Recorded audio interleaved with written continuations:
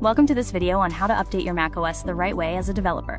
Updating your operating system can often break development tools if not done carefully. We have compiled a safe, ordered checklist to help you update without disrupting your Xcode, simulators, or build processes. That update badge is often a trap. Rushing into an update can cause Xcode to stop launching due to version mismatches, break your simulators, or result in silent build failures where your toolchain stops functioning correctly. Here is how to update properly.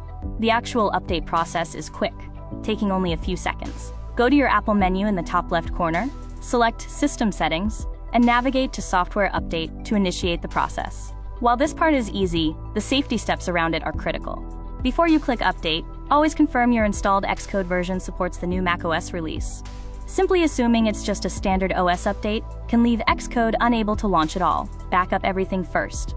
Run a full-time machine backup and ensure all your Git work is committed and pushed.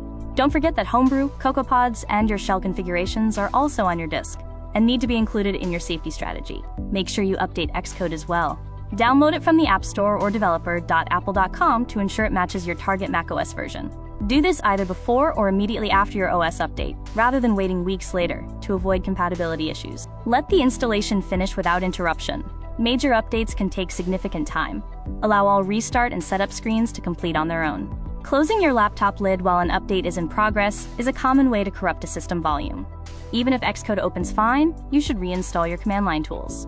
Run the command xcode-select, install, in your terminal. Never assume that a working Xcode application means everything is fine. Command line tools often break separately. Finally, validate everything before jumping into real work.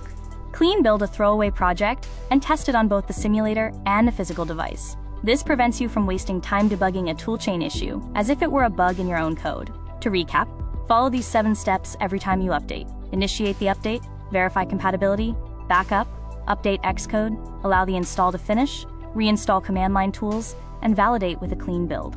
Follow this checklist every time, and a macOS update will remain a non-event. If you found this helpful, please subscribe for more iOS and Apple developer tutorials. Stay tuned for our next video on managing CI pipelines.